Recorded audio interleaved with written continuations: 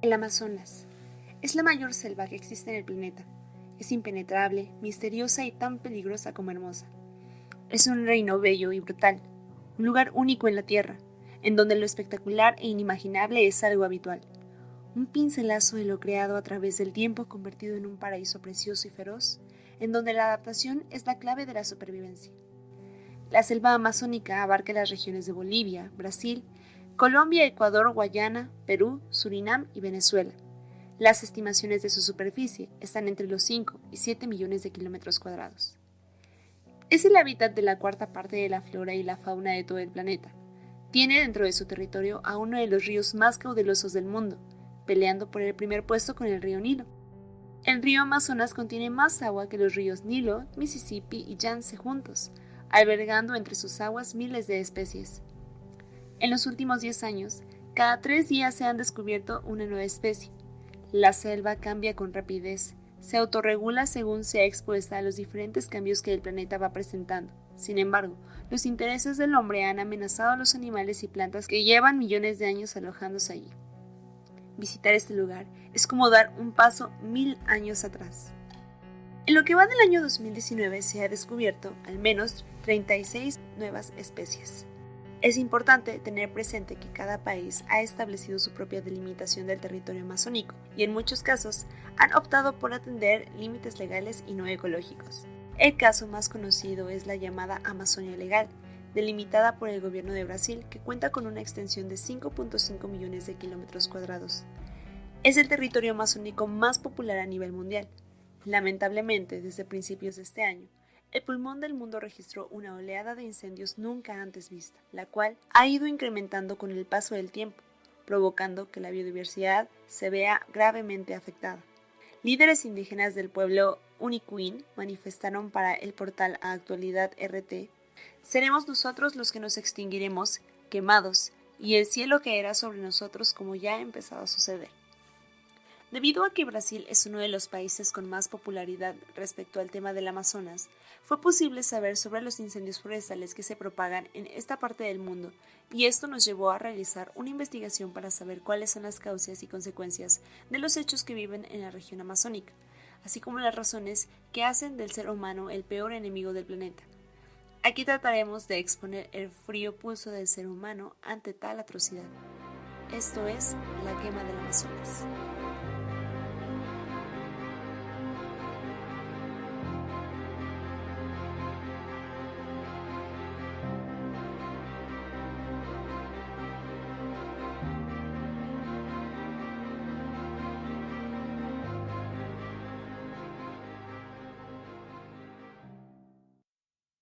Para entender a detalle la situación actual del Amazonas, nos dimos cita en las oficinas de Greenpeace México. Recibidos por su director ejecutivo, Gustavo Pugnani, nos asignaría a Pablo Ramírez, especialista ambiental. Con ello, esperamos hacer el mensaje de Greenpeace llegue a más gente y brindar las herramientas necesarias para comenzar nuevos hábitos. Respecto al artículo publicado en la página de Greenpeace de la autora Ana Azuela con fecha del 31 de agosto del año en curso, Ayuda para el Amazonas, ¿podrías responder la pregunta ¿qué puedes hacer por el Amazonas?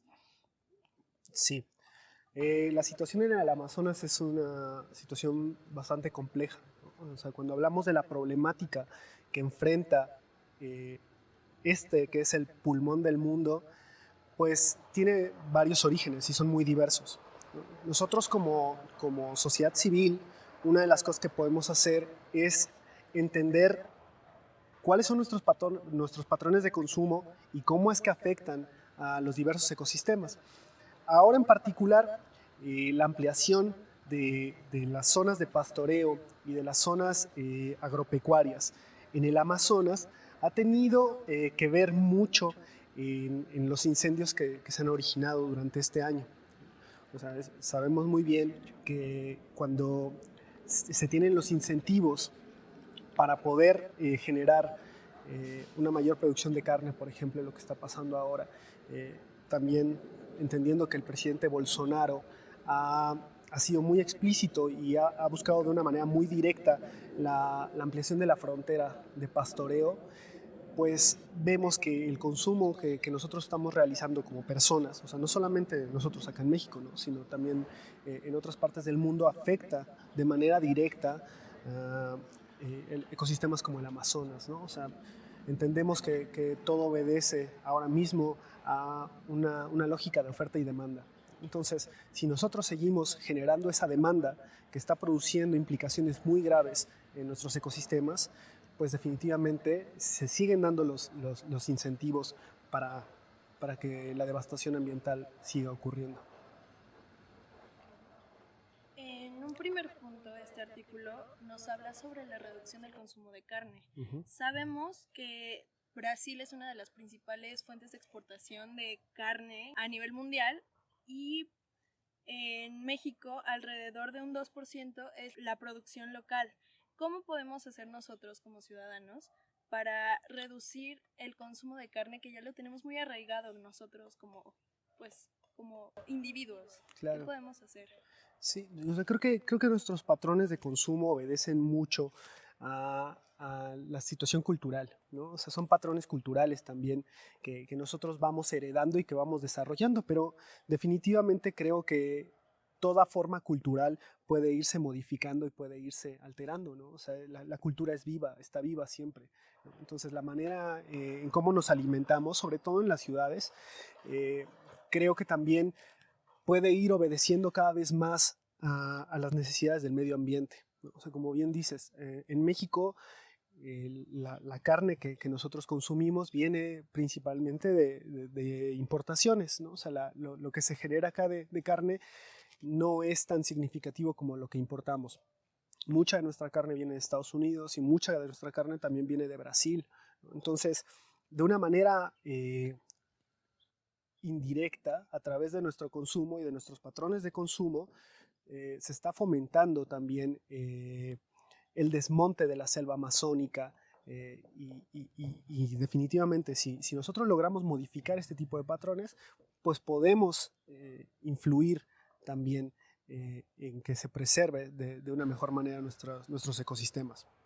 No solamente hay que hablar de la Amazonia porque sea un tema popular en redes sociales. Aquí en México ocurre también este tipo de fenómenos. Un ejemplo de ello está en la península de Yucatán, en donde están todas las granjas porcícolas que están contaminando de manera enorme los mantos acuíferos y los cuerpos acuáticos en general, así como también están generando deforestación en las zonas selváticas de nuestro país. A todo esto, ¿sabemos cuál es nuestra responsabilidad como consumidores? La ciudadanía definitivamente tenemos una responsabilidad muy grande en cuanto al consumo que hacemos, pero, o sea, creo que esto debe de entenderse muy bien, ¿no? O sea, la responsabilidad no es solamente de la ciudadanía. Las autoridades tienen una gran responsabilidad en la preservación de nuestra naturaleza, en el cuidado del medio ambiente y también definitivamente en garantizar la información necesaria para que nosotros podamos hacer consumo responsable.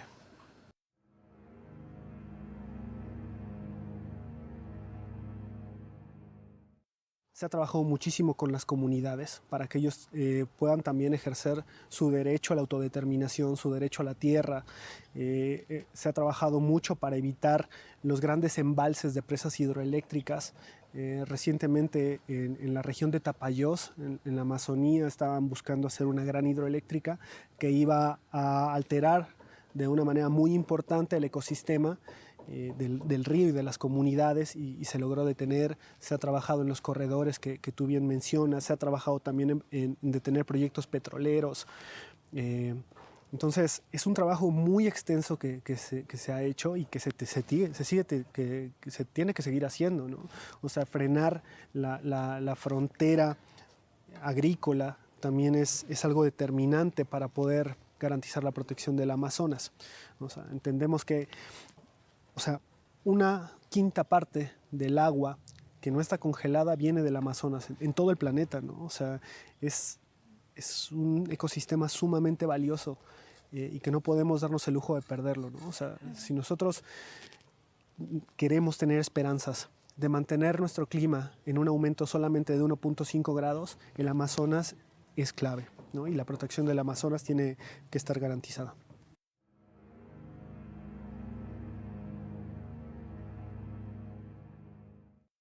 Greenpeace en realidad lo que hace es ser portavoz de cientos de miles de personas. Se ha financiado a través de donaciones de personas físicas. O sea, nosotros no aceptamos dinero de ninguna empresa, de ninguna iglesia, de ningún partido político. Son personas que creen en lo que hacemos y que en ese sentido dan su dinero para que nosotros podamos seguir trabajando, ¿no? Nosotros tenemos gente que viene con nosotros y está trabajando aquí y que son los que van a hacer los bloqueos, por ejemplo, para no dejar pasar las máquinas que talan árboles, ¿no? Pero también tenemos la gente que está dando dinero mensualmente para que esa gente pueda estar allá en el sitio haciendo la defensa, ¿no? También tenemos gente que está haciendo investigación y documentando cuáles las implicaciones en cuestión medioambiental, qué es lo que se tiene que hacer. Todo el trabajo que se está haciendo en el Amazonas va dirigido a eso, ¿no? A documentar, a ver cómo es que está siendo afectado, cuáles son las causas y también cuáles son las alternativas a todo esto. La organización ecologista WWF ha identificado 6 grandes amenazas para el Amazonas. Como ya hemos visto, algunas de ellas están relacionadas directamente con la proliferación de incendios. Estas son concesiones mineras, aumento de represiones hidroeléctricas, construcción de carreteras, expansión de la agricultura intensiva, deforestación y cambios en la legislación sobre áreas protegidas. Según el Instituto de Investigación Ambiental en la Amazonia, el dramático incremento en el número de incendios se debe principalmente al aumento de la deforestación. La organización ecologista WWF manifiesta que en el Amazonas, históricamente, los incendios están relacionados con la deforestación porque es una de las técnicas para limpiar la tierra. WWF siempre ha denunciado estas prácticas habituales para transformar áreas forestales en áreas agrícolas o de cría de ganado. Uno de los culpables de la fuerza de estos incendios fueron los propios agricultores. Ellos prenden fuego a grandes extensiones de tierra para poder cultivar, y en este caso se les fue de las manos. Encender grandes extensiones, una práctica habitual de la agricultura brasileña, tomó tanto zonas deshabitadas como habitadas de la selva y se volvió incontrolable. El calentamiento global es un fenómeno que también está afectando en la Amazonia, aunque su posición en la zona ecuatorial hace que los efectos sean, por el momento, menos acusados que en otras zonas del planeta. Sin embargo, en este caso parece claro que el cambio climático no es una de las principales causas de los incendios. El Ministerio de Medio Ambiente brasileño ha atribuido la situación actual a una vasta sequía en las regiones norte y centro-oeste del país, pero científicos y organizaciones defensoras de la Amazonia tienen otra opinión. En 2019, no tenemos una sequía tan severa como en años anteriores. Hay un aumento sustancial en los incendios, por lo que todo indica que la estación seca no es el factor predominante. A pesar de que se trate de un bosque primario, la selva del Amazonas está siendo talada en algunas zonas con la finalidad de ofrecer materia prima a la industria maderera de todo el planeta.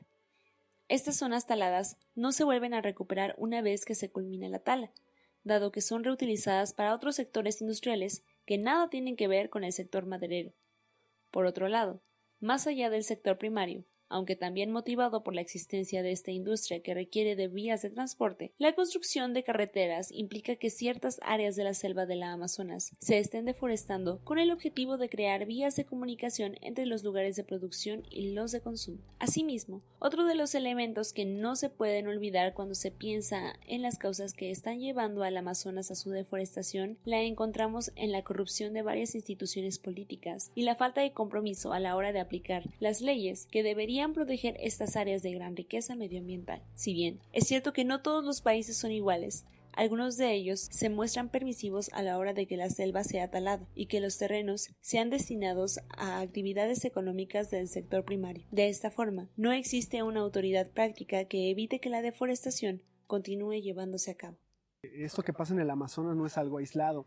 O sea, los especialistas nos han dicho que los fuegos van a ser cada vez más constantes debido a las situaciones atmosféricas que el cambio climático está agudizando. Ahora mismo, mientras ocurría el incendio en el Amazonas, también había fuegos en Indonesia.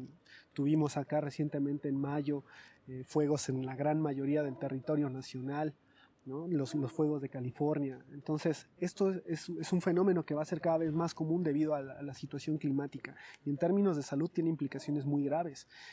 para todas las personas que estuvimos aquí en mayo, pues las concentraciones de material particulado PM2.5, que son partículas muy pequeñas que se originan con la quema de material orgánico, pues causan daños muy severos a la salud. O sea, son partículas que, imaginemos, si nosotros cortamos diametralmente un cabello, caben 15 partículas en el diámetro de un solo cabello. Entonces son muy finitas. Cuando nosotros ingresamos el aire a nuestros pulmones para oxigenar la sangre, estas partículas son tan pequeñas que no se filtran en los pulmones. Van al torrente sanguíneo y entonces empiezan a circular por todo nuestro cuerpo. Y al final lo que hace la suerte de filtro es nuestro cerebro, nuestro corazón, nuestro hígado, nuestros riñones, y nos han demostrado ya los científicos que estas partículas son altamente cancerígenas. Para la gran mayoría de la población del mundo, ayudar de manera directa, o sea, ir al Amazonas a apagar el incendio resulta imposible, ¿no? Pero definitivamente hay otras formas en las que nosotros podemos colaborar para que este tipo de cosas no pasen. O sea, hablábamos ya que una de las causas más importantes de la deforestación en el Amazonas es la industria agrícola, ¿no? Agrícola y ganadera. Entonces, si nosotros comenzamos a tener conciencia de los impactos que tienen este tipo de industrias en los ecosistemas como el Amazonas, y de dónde vienen este tipo de industrias, ¿no? Que al final de cuentas obedecen esta lógica de oferta y demanda, ¿no? Entonces nosotros somos la demanda. Al final de cuentas, parte de nuestro consumo está propiciando que este tipo de industrias prosperen y que al final de cuentas tengan los impactos que tienen en los ecosistemas como el que estamos hablando, ¿no? Entonces tenemos que entender primero cuál es la situación y cuál es la importancia de preservar el Amazonas, ¿no? Y después empezar a hacer esta conexión de causa y efecto, ¿no? O sea, nosotros lo que estamos haciendo, lo que estamos comiendo, lo que estamos comprando, cómo afecta este tipo de ecosistemas, porque creo que muchas veces no está tan claro el vínculo, ¿no? O sea, cuando nosotros vamos y nos comemos cualquier cosa, es muy lejano el saber de dónde viene eso que te estás comiendo, eso que tú estás comprando, ¿no? Entonces creo que esa parte como consumidores, pues es la parte más accesible que tenemos para ayudar. Después también hay muchas otras formas, ¿no? O sea, creo que se puede tener una colaboración activa dentro de organizaciones, prestando voluntariado, ¿no? Creo que los estudiantes universitarios, al ser, o sea, creo que como universitarios tenemos una responsabilidad muy grande, ¿no? Sobre todo en países como el nuestro, que el acceso a la educación es limitado. Entonces, pues nosotros representamos una minoría de la población que tenemos acceso a esa educación. Entonces, es muy importante que nosotros podamos replicarla y que podamos hacer uso de los conocimientos que tenemos justo para poder preservar la riqueza natural de nuestro planeta. Entonces, poder difundir cuál es el problema, ¿no? ¿Qué es lo que se está viviendo? Porque creo que muchas veces también es falta de información lo que ocurre.